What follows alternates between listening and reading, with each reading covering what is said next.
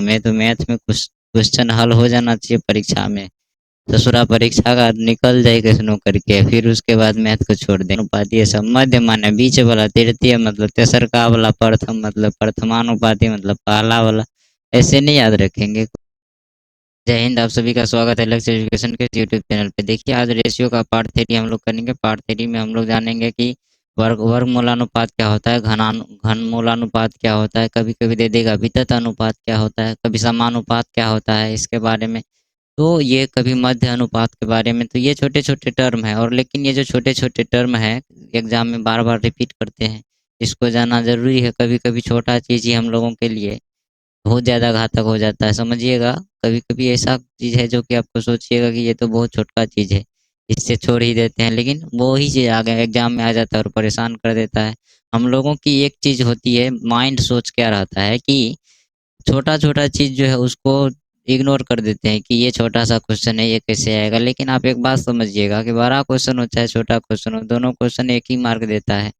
अब अगर आप मान कर चलिए वही छोटा क्वेश्चन आ गया तो उसको तो आप प्रैक्टिस करके नहीं गए हैं, और उसका जब प्रैक्टिस करके नहीं गए हैं तो वो चीज़ आगे प्रॉब्लम क्रिएट कर देता है। तो आज का क्लास बहुत ही ज़्यादा इम्पोर्टेंट होने वाला है। इस क्लास को कर लेने के बाद आप लोग बताइएगा कि आपको ये क्लास कैसा लगा, क्योंकि आप खुद महसूस करिएगा आज की क्लास में हम लोग क्या कुछ सीखने वाले हैं। तो ध्यान रखिएगा कि ये जो है आज की क्लास का मेरा मेन मोटिव क्या है कि क्वेश्चन के माध्यम से थ्योरी कराएं, और थ्योरी जो कराएं उसका क्वेश्चन जो है आप लोगों को प्रैक्टिस करवा दें। ठीक है, हालांकि इसका जो है एक कंप्लीट प्रैक्टिस करेंगे जिसमें कि लगभग 130 प्लस क्वेश्चन रहेगा सिर्फ रेशियो का। उसको प्रैक्टिस एक पूरा जब थ्योरी हम लोग का समाप्त हो जाएगा तो एक अलग से प्रैक्टिस करेंगे जिसमें कंप्लीट रूप से सिर्फ क्वेश्चन ही रहेगा, तो वो प्रैक्टिस अलग होगा। अभी अगर थ्योरी के माध्यम से देखेंगे तो थ्योरी के माध्यम से जैसे मानकर चलिए कि अभी हम समानुपात की चर्चा करेंगे, तो समानुपात का एक दो क्वेश्चन देखेंगे, फिर वर्गमूलानुपात का देखेंगे, घनानुपात का देखेंगे, फिर उसी के साथ डिस्ट्रीब्यूशन वाले सवाल आते हैं कि मानकर चलिए ए बी सी के बीच में 2:3:4 में कोई रुपया बाँटा गया, अब बताइए कि उसमें सबसे अधिक किसको मिला? उस अनुपात वैसे क्वेश्चन को करने के लिए डिस्ट्रीब्यूशन वाले सवाल को करेंगे। तो आज का क्लास में यही 3-4 चीज़ों की हम लोग चर्चा करेंगे, जिसमें एक बार फिर से बता दें आप लोगों को, वर्गमूलानुपात, समानुपात, घनानुपात, वितत अनुपात, मध्यानुपात, ये सब चीज़ आने वाले हैं, और लास्ट में डिस्ट्रीब्यूशन वाले सवाल आने वाले। तो ठीक है, ध्यान रखिएगा। अच्छे दिनों के लिए हमें बुरे दिनों से लड़ना पड़ता है। अगर आपको अच्छे दिन चाहिए तो आज आपको बुरे दिनों से लड़ना पड़ेगा, इस चीज़ को ध्यान रखिएगा। और एक बात याद रखिएगा, यदि आप में हौसला जीतने का हो ना तो दुनिया का कोई भी ताकत आपको हरा नहीं सकता है। तो चलिए स्टार्ट करते हैं आज के अपने सेशन को, बढ़ते हैं अपने सेशन। देखिएगा वर्गानुपात क्या होता है, तो वर्गानुपात में सबसे पहले एक चीज याद रखिएगा, वर्गानुपात टर्म को तोड़ तोड़ कर ही देखिए। वर्ग का अनुपात है ना, वर्गानुपात, वर्गानुपात जैसे इसमें हम लोग को वर्ग करना रहता है। जैसे आपको मान लेते हैं कि दे देगा कि 5:7 का वर्गानुपात बताइए, वर्गानुपात। ठीक है साथियों, कुछ नहीं करेंगे, इसका वर्ग कर दीजिए। वर्ग का मतलब स्क्वायर कर दीजिए, स्क्वायर करने का मतलब पावर 2 लगा दीजिए। 5 को 2 बार गुना कर दीजिएगा, 7 को 2 बार गुना कर दीजिएगा। ठीक है साथियों, वर्ग का मतलब यही होता है कि उसको खुद से 2 बार गुना कर दीजिए, तो 25:49 हो जाएगा। ठीक है साथियों, 25:49 हो जाएगा इसका वर्गानुपात। ऐसे ही अगर मान लीजिए आपको दे दिया कि 4 और 7 का वर्गानुपात बताइए, तो कुछ नहीं करिएगा, इसमें सीधा वर्ग कर दीजिए। 4 चौके 16, 7 सत्ते 49। इसी प्रकार से मान लीजिए आपको दे दिया 11 और दे दिया 13 का वर्गानुपात, 11 और 13 का वर्गानुपात बताइए, तो कुछ नहीं करिएगा, सीधा स्क्वायर कर दीजिए। स्क्वायर मतलब वर्ग कर दिया। 11 गुना 11 121, 13 गुना 13 169, तो 121 अनुपात 169, ये हो गया इसका वर्गानुपात। ऐसे ही कोई सा भी टर्म दे देगा, छोटा सा क्वेश्चन मान लीजिए एग्जाम में आ जाता है, तो आप इसको बना सकते हैं। हालांकि ये इजी क्वेश्चन है, इसको तो वैसे आप लोग जानते भी होंगे। बाकी जिसका जो मैथ है, मैथ स्ट्रीम से जो है उनको ये आसान लगेगा वो, लेकिन जिनका मैथ स्ट्रीम नहीं है तो उनके लिए तो ये थोड़ा सा, तो कोई कोई टर्म है जिसका मैथ बैकग्राउंड नहीं रहा है, तो वो उसके लिए मैथ थोड़ा सा भारी होता है। तो हमारा मेन मोटिव है कि सभी का जो है क्लियर होना चाहिए एग्जाम, मतलब कि कोई भी जो जिसका मैथ है वो भी, जिसका मैथ नहीं है वो भी उस चीज़ को क्या कर सके, बना सके। तो समझिएगा इस चीज़ को। हालांकि ये क्लास को यदि आप बीपीएससी टीआरई के लिए ले रहे हैं और मैथ के लिए ले रहे हैं, तो आपका तो मैथ होगा तभी आप मैथ के लिए ले रहे हैं। तो उसके लिए तो ये सब छोटी-छोटी चीज़ें हैं, लेकिन जो बीएसएससी की हो गया, एसएससी के और भी स्टेट एग्ज़ाम के बारे में ले रहे हैं, उस एग्ज़ाम के लिए अगर आप ले रहे हैं तो उसके लिए भी देख लीजिएगा, उसके लिए छोटा-छोटा क्वेश्चन है, उसको ध्यान रखिएगा। चलिए बढ़ते हैं अगले क्वेश्चन की ओर। अगला देखिएगा कि अगला टॉपिक जैसे आपको पूछ दिया जाए,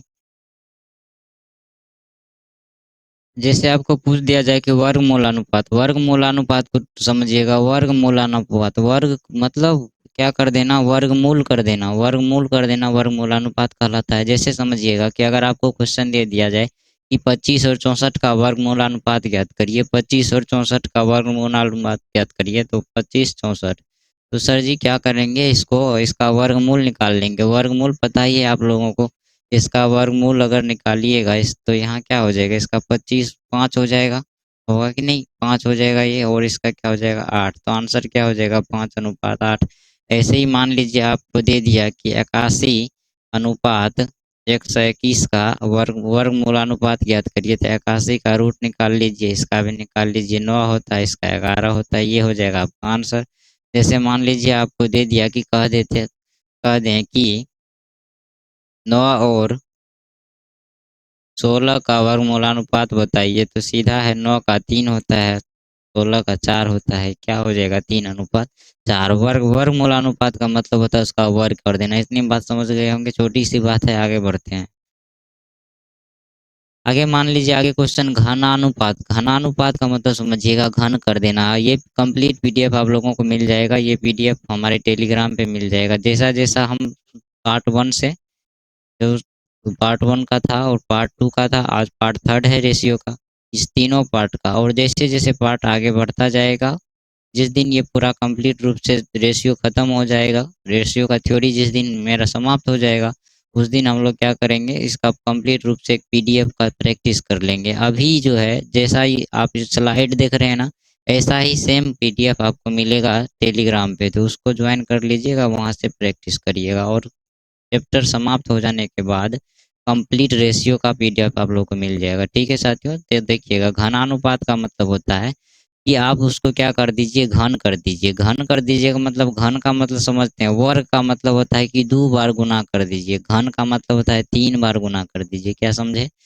समझे कि वर्गमूलानुपात कहेगा तो हम क्या कहेंगे, वर्गमूल करेंगे। वर्गानुपात कहेगा तो वर्ग करेंगे, मतलब 2 बार गुना करेंगे। घनानुपात कहेगा तो 3 बार गुना करेंगे। घनमूलानुपात कहेगा तो क्या करेंगे, घनमूल करेंगे। ठीक है साथियों, छोटा छोटा टर्म है, लेकिन एग्जाम में कभी कभी ये कंफ्यूज कर देता है। आप लोग इस चीज़ को महसूस किया होंगे कि ये सब टर्म आता है, कभी कभी दे देगा 5 और 7 का मध्यानुपात क्या होगा बताइए, आता है। हम बड़े बड़े एग्जाम में इस क्वेश्चन को देखे हैं, इसलिए आज ये मेरा मकसद था कि इस टॉपिक को हम क्लियर ही करा दे कि छोटका छोटका चीज़ है ना, बड़ा खतरनाक होता है, इसको पहले निपटा देते हैं, फिर आगे बढ़ेंगे डिस्ट्रीब्यूशन पे, फिर आगे बढ़ेंगे और भी चीज़ों पे। तो देखिएगा ध्यान से इस चीज़ को, कि अगर आपको पूछ लिया जाए कि घनानुपात बताइए क्या होता है, तो घनानुपात मतलब घन कर दीजिए। घन कर दीजिए मतलब सर जी घन समझ में नहीं आता है, सीधा कहिए।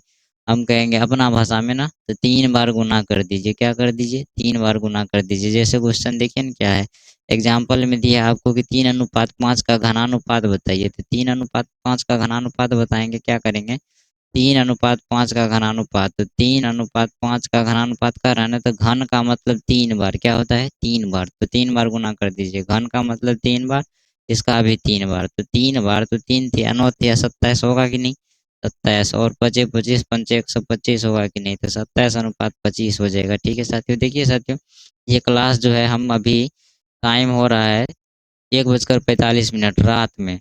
यह 1:45 रात में आपका ये क्लास हम रिकॉर्ड कर रहे हैं, और ये क्लास आपको अपलोड हो जाएगा कितना बजे, कल लगभग 12 से 1 बजे दोपहर में ये अपलोड होगा। रीज़न है कि अपलोड देर से क्यों होगा, समझिएगा इस चीज़ को, कि सुबह में मेरा जो है ऑफलाइन क्लास रहता है, उसमें ऑफलाइन क्लास में सुबह से व्यस्त रहते हैं लगभग 12 बजे तक। 12 बजे के बाद हमको टाइम मिलता है फिर 2 घंटा मात्र में बीच में, तो उस 2 घंटा में आप लोगों का ये हम अपलोड कर देंगे, क्योंकि फिर 2 बजे से जो है, 2 बजे से क्लास स्टार्ट हो जाता है, तो फिर शाम तक हमें टाइम नहीं मिल पाता है।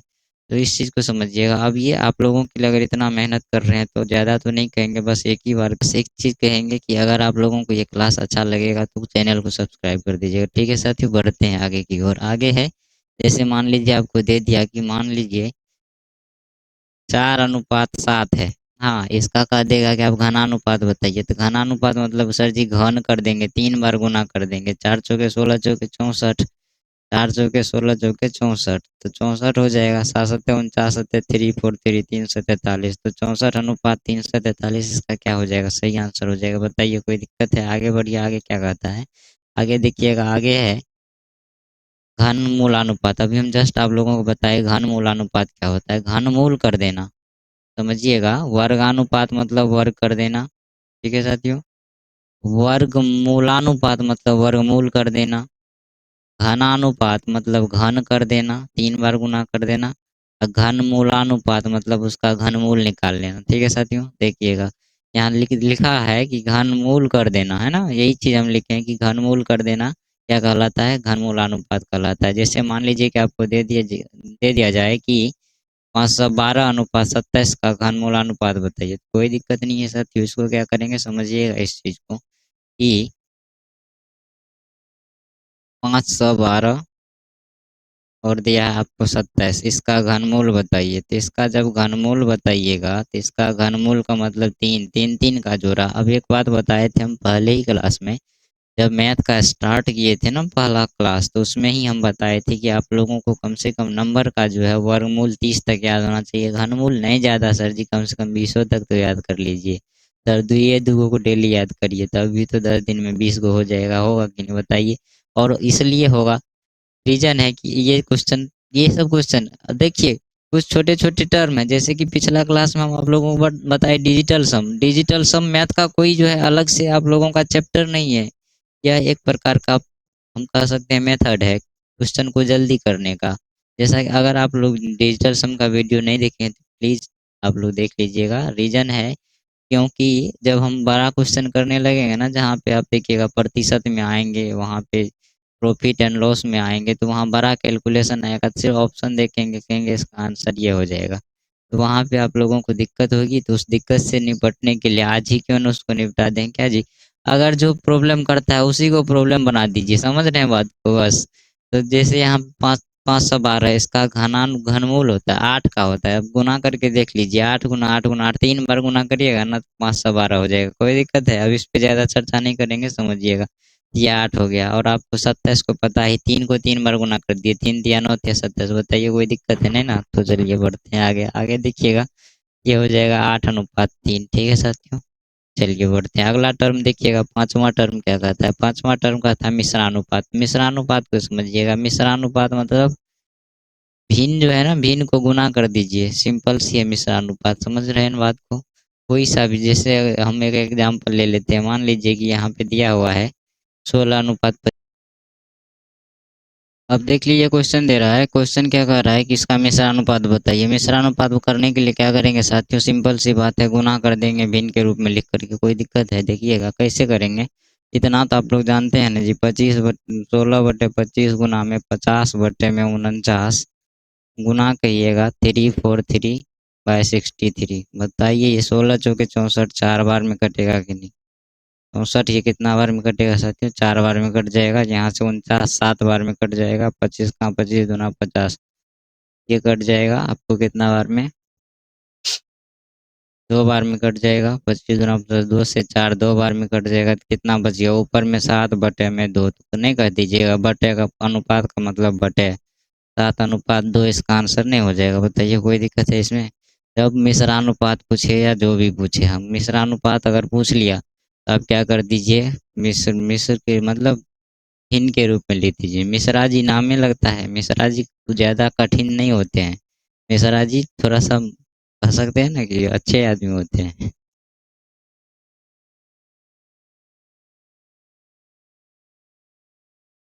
देखिए आगे का टर्म है, ये टर्म क्या कहता है, व्युत्क्रमानुपात। उल्टा कर दीजिए, उल्टा कर दीजिए, व्युत्क्रमानुपात हो जाएगा। जैसे मान लीजिए कि आपको दे दिया कि 2:3 आपको दे दिया, यहाँ तक दिख रहा है, चलिए ठीक है, यहाँ तक दिख रहा है। तो यहाँ देखिएगा कि जैसे दे दिया 2:3, आपको कह रहा है इसका व्युत्क्रमानुपात बताइए। 2:3 का व्युत्क्रमानुपात कैसे बताइएगा, तो है ना, उल्टा दीजिए इसको, क्या करिए, उल्टा दीजिए, है ना। उलटने का मतलब कौन चीज होता है, नीचे वाला को ऊपर कर दीजिए, ऊपर वाला को नीचे कर दीजिए, यही ना होता है।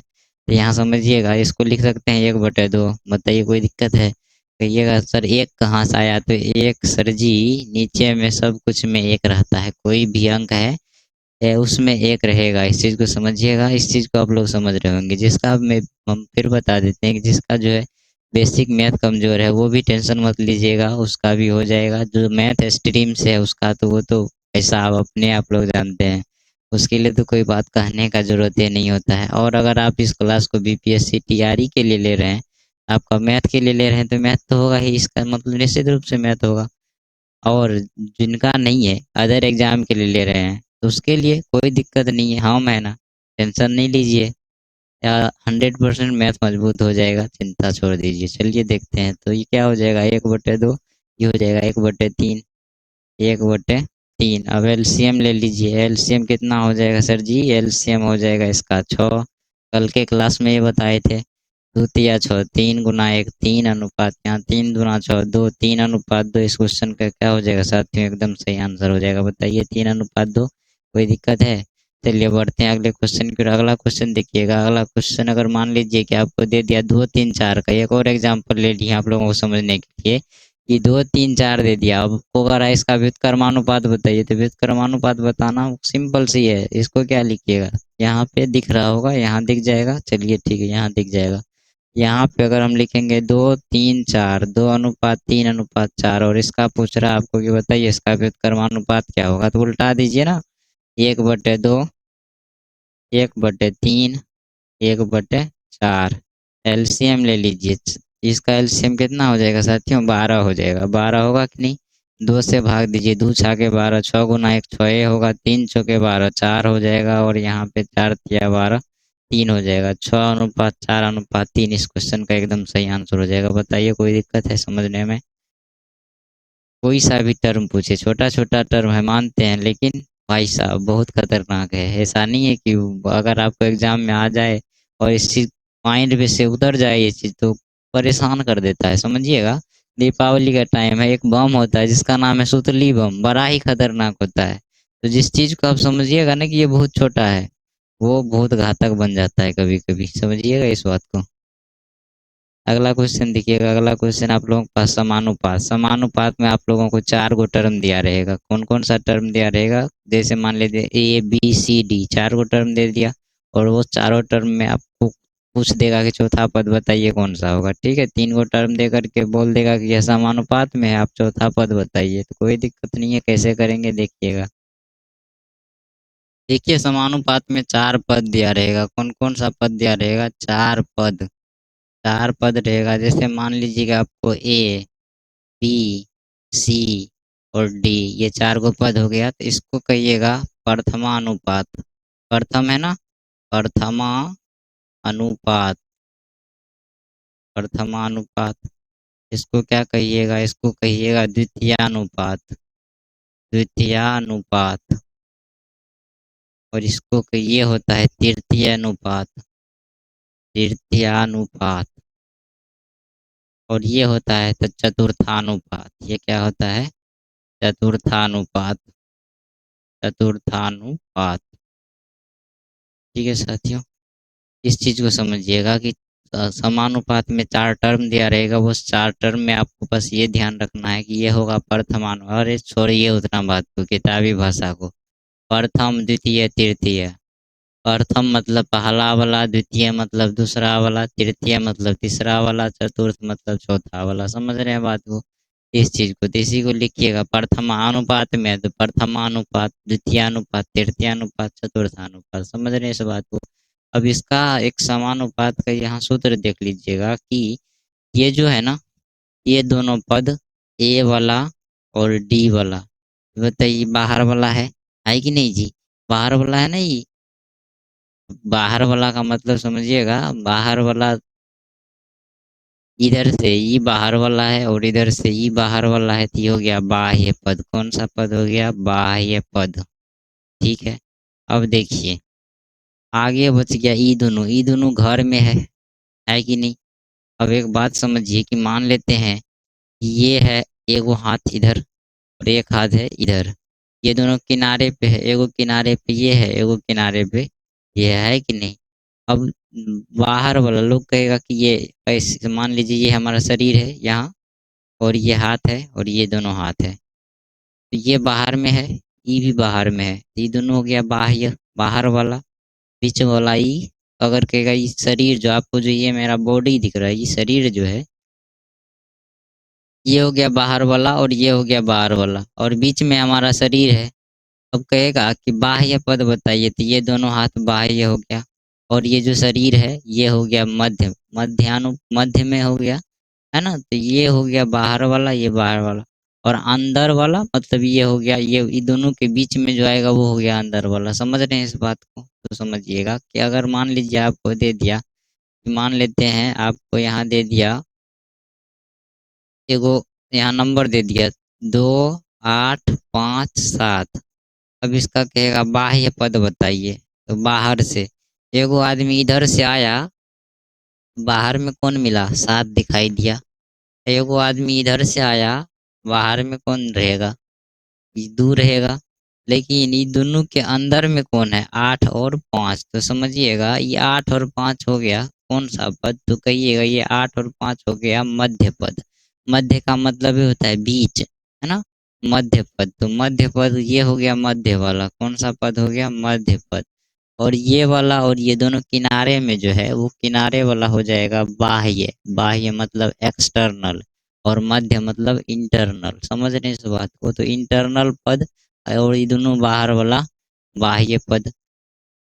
तो देखिएगा, इसलिए हम यहाँ पे लिखे हैं कि बाहरी पदों का गुणनफल और मध्य पदों का गुणनफल जो होगा दोनों बराबर होगा, तब समानुपात में वो संख्या हो जाएगा। कैसे कह रहे हैं समझिएगा, कि जैसे मान लीजिए आपको दे दिया ए बी सी डी, और आपको कह रहा पता बताइए कि क्या ये जो है समानुपात में है, तो मध्य बाहर वाला को गुना कर दीजिए।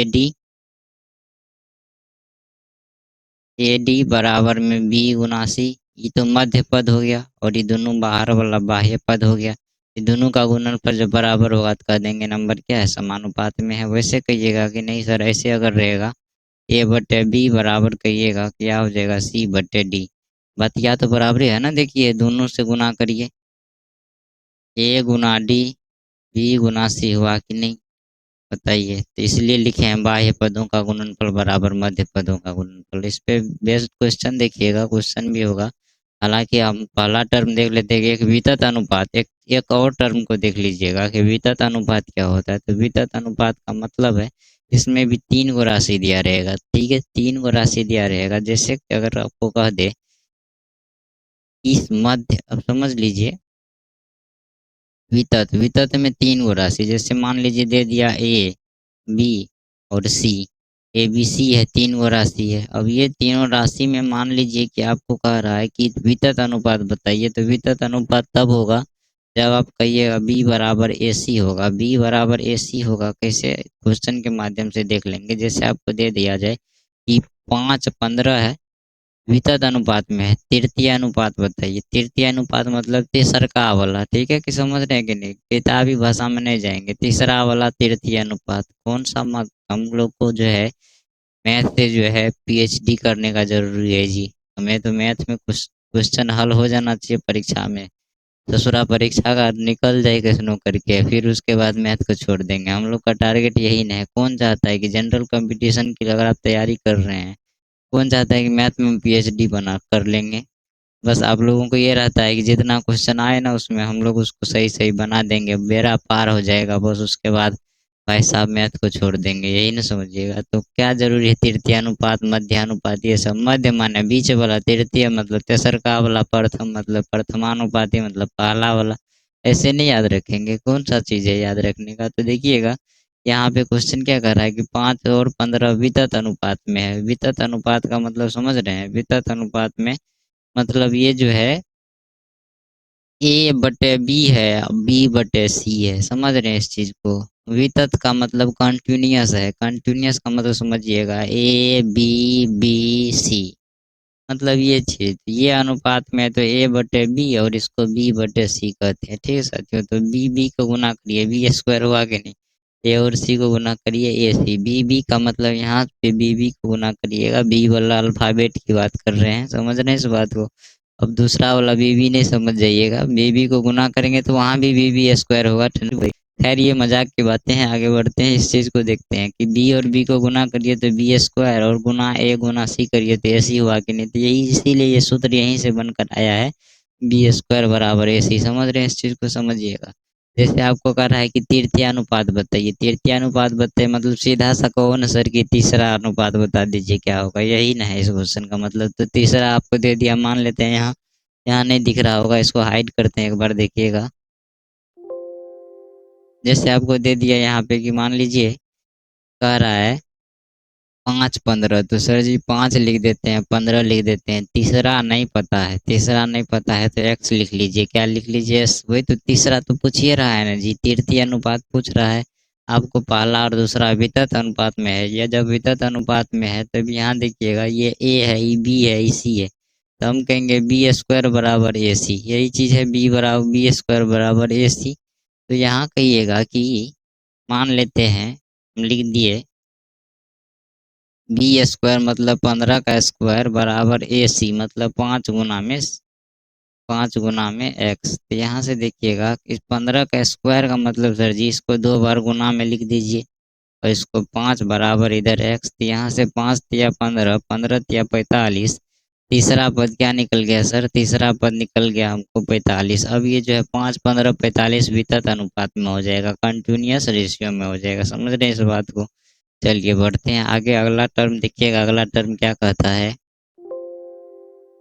अगला टर्म देखिएगा, अगला टर्म है यदि 16 24 तथा 40 समानुपात में तो चौथी राशि बताइए। समानुपात में इससे पहले देखे थे ना कि 4 गो राशि का बात करेगा, वो 4 गो राशि का बात करेगा, तो मतलब समझिएगा कि ये जो अगर मान लीजिए ये है प्रथमानुपात, ये है दूसरी राशि, ये है तीसरी राशि, और ये है चौथी। अब चौथी राशि आपको पूछ रहा है, कह रहा है कि यह समानुपात में है। कहिए ना सर समानुपात में है तो क्या होगा, ए बटे बी बराबर सी बटे डी होना चाहिए, तभी तो वो समानुपात में होगा। तो देखिएगा इस क्वेश्चन को कैसे हल करेंगे। थोड़ा सा पहले बोर्ड को हम साफ कर लेते हैं। देखिएगा 16 24 40, 16 24 40, तो चौथा पद बताइए। तो चौथा पद बताइए न सर, नहीं पता है, चौथा पद नहीं पता है सर, एक्स मान लीजिए। क्या कर लीजिए, चौथा पद क्या हो गया, चौथा पद कौन सा पद सर जी, चौथा पद क्या मान लिए, चौथा पद मान लिए हम लोग, क्या कहिएगा, चौथा पद मान लिए क्या, एक्स मान लिए। क्या मान लिए साथियों, एक्स मान लीजिए।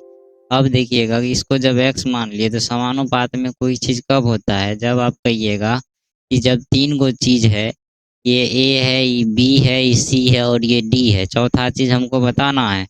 तो ये समानुपात में तब ना होगा सर जी, जब ए बटे बी बराबर होगा कितना, सी बटे डी। अब ए का मान देखिए 16, बी का मान देखिए 24, सी का मान देखिए 40, डी का मान नहीं पता है सर, डी का मान एक्स मान लिए हैं। क्या मान लिए हैं, एक्स मान लिए हैं। तो अब क्या दिक्कत है, करिए इसको।